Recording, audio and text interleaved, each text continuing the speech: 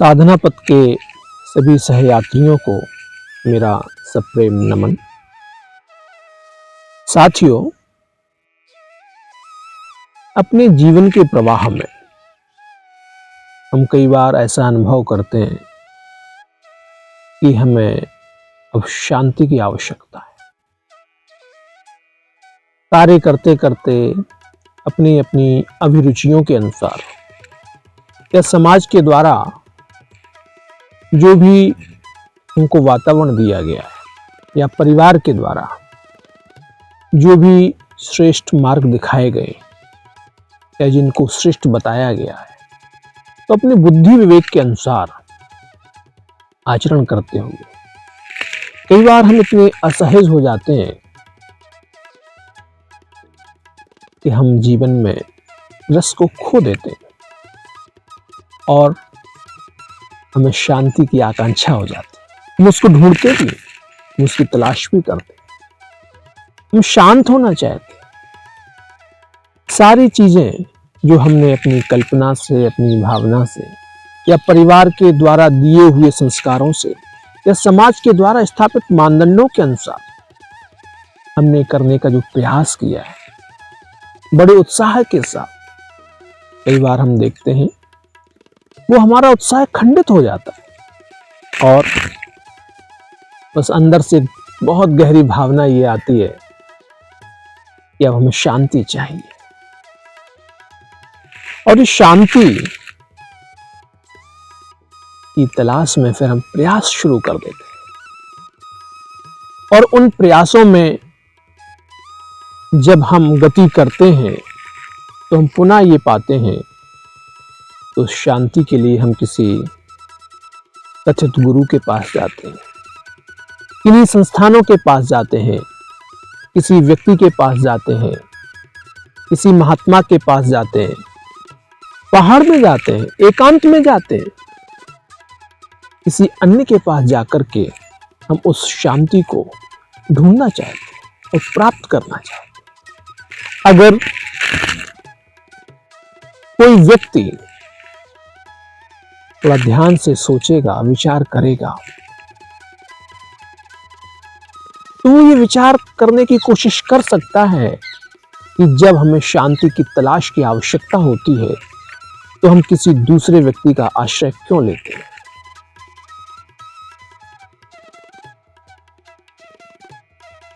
हम बहुत गहराई से देखेंगे तो हम ये पाएंगे कि हमारी जो शांति की तलाश है ये हमारी चेतना की अंतरतम स्थिति से नहीं है, ये हमारी मौलिक अभिप्सा नहीं है, ये हमारे अंदर की प्यास नहीं है, बल्कि समाज की जो परिस्थिति है उस परिस्थिति में जो हमारे अहम भाव को ठेस लगी है उसके विरुद्ध एक प्रतिक्रिया है, एक द्वंद्व है। और उस द्वंद्व में हम अपने आप को पराजित अनुभव कर रहे हैं और अपने आप को विजित करने के लिए, जीतने के लिए हम किसी दूसरे आश्रय का सहारा लेते हैं। तो अगर कोई सही व्यक्ति मिल गया, कोई सही साधक मिल गया, सही गुरु मार्गदर्शक मिल गया, तो जीवन में कुछ सार्थक संभावनाएं बनने की अपेक्षा आप कर सकते हैं। लेकिन ज्यादातर क्या होता है कि जिन परिस्थितियों से गुजर के वो आया है तो सामने वाला कोई व्यक्ति अपनी बुद्धि का प्रयोग करके आपकी भावनाओं को समझ के आपको एक मनोवैज्ञानिक विश्लेषण दे देता है, एक मनोवैज्ञानिक दृष्टि दे देता है और आपको कुछ समय के लिए आंशिक तुष्टि भी दे देता है और आप संतुष्ट हो जाते हैं।